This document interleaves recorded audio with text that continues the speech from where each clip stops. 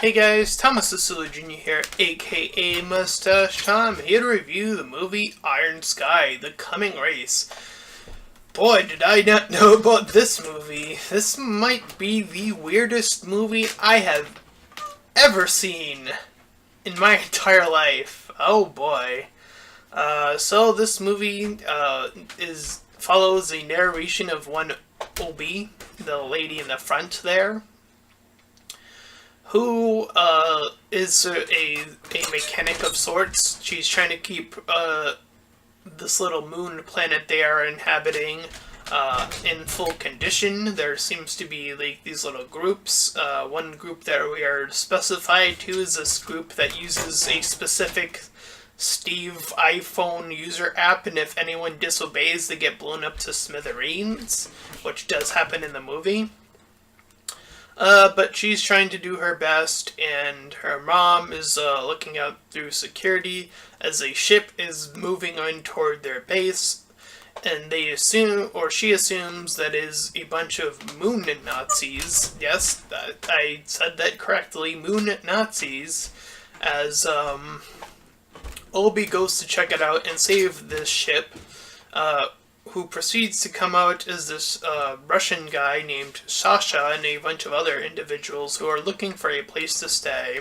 So Obi says that they are allowed to stay. We do see a strange cloaked figure sort of make his way back through, back into the ship as they're sort of escorting all these people out. They don't recognize this. But after Obi's little interaction with the leader of this little religious iPhone Steve group, she goes back to repair the ship to hear some noises, and she goes to check it out and is ambushed by Space Hitler's brother. I forget what his actual name is, but he's Space Hitler's brother, who talks about how the planet is dying, how this little location is that they are on is dying, and how they can get a new source of power if they go to the center of the Earth, which is Hollow Earth, and collect this holy grail that possesses an energy source that will allow them to travel and inhabit a new planet. So along with Sasha and this bigger guy named Malcolm, who they get into the party, he's like this guard that happens to save her like the first time around when the whole Steve Jobs crew sort of interact with her. Sasha tries to get past Malcolm to get onto the ship, but that he sees all of them, and Obi explains what's going on. He says that he's totally on board, but they are also already accompanied by this whole religious group. They decide that they also want to go. The leader kind of explains how he wants to potentially find the echelon of their little group, as well as reach some sort of nirvana of sorts. So the four of them and the religious leaders, like more, I suppose, more fanatic religious followers, also come aboard her ship to Hollow Earth. So they land on the ice. They crack through the ice when they reach planet Earth. Apparently most of the Earth is already inhabited or made up of ice at this point, but they crash through the ice. They double crash land into the Hollow Earth, where dinosaurs roam. Malcolm, who also conveniently wears a red shirt, which as soon as I saw him put that red shirt on, I was like, oh, I kind of see where they're going. But oh, I was so wrong. I thought they were doing the whole red shirt equals dead character trope, which would be a callback to either, I think it's Star Trek that started that. I could be wrong, but yeah, we see him wear the red. We see him sort of go on ahead when they hear some noises in the forest. So he goes on ahead to protect the crew, and then the rest of them sort of proceed on ahead into this town. where these other like creatures live, and we cut to these nasty space creatures. Among them is like this president creature, and then like these all these other past like warmongering type of characters, and Steve Jobs monster that is actually there. On top of, you guessed it, the reappearance of Moon Hitler, and apparently this is based off of, this is like a sequel to Iron Sky, just Iron Sky. This is Iron Sky: The Coming Race. This is like a sequel. I've not seen the original, but they're joined by Space Hitler, who says, who gets the crew against like the president there, and then they eat her or whatever. So we know of their plans and what they plan to do. We cut back to Obi, and we see that Malcolm returns after his little scuffle, and Sasha shows them that they are heading the wrong way, so they end up heading the right way afterwards, like flipping this compass. So they end up beating up some patrols. Malcolm gets cut, stays behind again, and again you almost think, oh, they're gonna kill him this time, but no. The other group falls behind, finding the Steve Jobs monster. They pray to him. They get captured, brought to Hitler, Moon Hitler.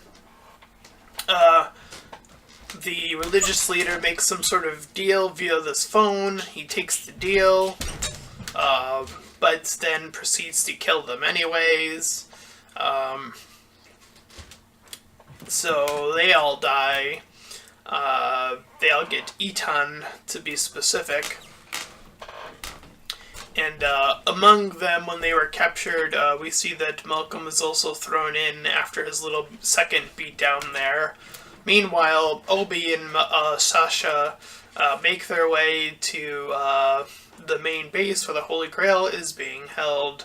So Malcolm, we see, escape via working his way out of the bindings, fighting against the Steve Jobs monster, killing him, hitting Moon Hitler down a peg, and then running. All the meanwhile, Obi and Sasha work on getting the Holy Grail. She grabs the Grail. This causes an escalation of the little ball of energy above them to come crashing down. So they must ride these Triceratops chariots to escape. This is where I suppose this is where the coming race comes in, where they are fleeing from this giant orb while also being chased by the monsters of this planet. We see Sasha having a little bit of trouble, but getting out of it himself.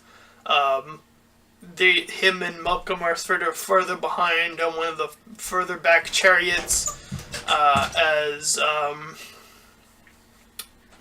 Obi makes her way, jumping this gap. When it is made, the other two get blasted across the gap, and we see the others fall to their dooms. So they make with the Holy Grail. They make their way back to the planet, the moon planet. She revitalizes the mother, and then Hitler's brother's like, "Oh, give me the gauntlet or I'll kill her."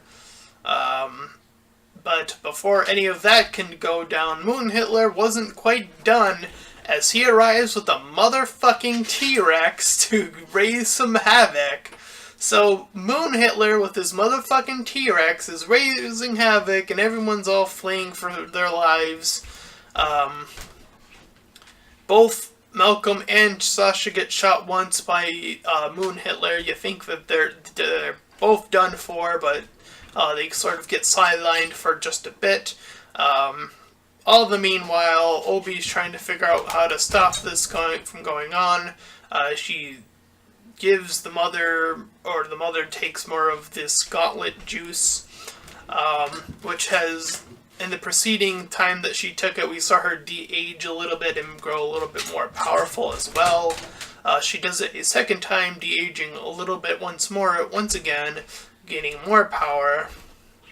Eventually heads outside as the place is like already falling apart. This is when, at this point in time, Sasha and Malcolm are able to reunite with Obi, and they are able to be there at the same time of when her mother jump kicks the T-Rex to death, while also proceeding to knock Moon Hitler down, and then something like falls on him, but more damage is being done as Moon Hitler's brother comes out and shoots her. Obi sees this, she cries out, but then is pulled away as the planet is falling apart. So the three of them use their new power source and fly off to Mars as Obi was narrating us through the story. And we learned that she used Sasha, the Russian guy, was sort of becoming more kind of protective and kind of wanting to be with Obi a little bit more and more. But he thinks Malcolm is competition, so he has a sit down with Malcolm, being like, I'm pretty sure you want her, dude. And then Malcolm's like, nah, I like him big and thick. And then he slaps another guy's butt, super into the big bear of gays, only to have the next scene, quote, kill him off again via allergic reaction. So Obi and Sasha burialize the mother. I'm not sure how they got the body back, but whatever. I guess it was more symbolic, I guess, question mark. But they're also about to send off Malcolm, but then he like knocks on the thing, and then he's like, oh, I'm still alive, and this has happened to me plenty of times before. So he's actually totally fine still, even after the allergic reaction. And all the meanwhile, Obi and Sasha do officially hook up on a more romantic capacity, making out after talking more science stuff and mechanic stuff as well, as they head off toward Mars. So that was Iron Sky, the coming race, and oh my god, I am kind of fascinated to figure out what the first Iron Sky was, because this movie was definitely weird, from Moon Nazis to Moon Hitler specifically, to him riding a motherfucking T-Rex, to the religious guy and all their ilk of, like, if you, like, go into another surface, you get blown up. Like, what the hell? This movie's so bizarre. Again, this is definitely the weirdest movie I definitely have seen in my lifetime. I don't know, I kind of enjoyed it. It was just so weird. I know that there were flaws. I know that the relationship between Sasha and Obi was a little bit rushed there. I definitely felt that. And the narration sometimes it did feel a little bit unnecessary from time to time, but it does keep happening. It's like, oh, alright, we kind of already know what's going on. We didn't need, like, this reinstatement of what's going on, but, whatever. But, yeah, this movie's just so bizarre. I definitely found it overall enjoyable. I think I would give it a 7 out of 10. I enjoyed it for its weirdness, definitely. Yeah, it definitely makes me want to check out the first one to see how this all came to be. But definitely enjoyed it. Definitely a bizarre movie. Definitely a bizarre review and circumstance, but nonetheless, I did enjoy it, and maybe you might too, so that is why I decided to cover it. So if you did enjoy this review, then please feel free to like, comment, and subscribe. Also make sure to check out those links in the description. One will head you over to my Discord server, the other to my Patreon page. Any donations are greatly appreciated. Until next time, everyone, bye-bye.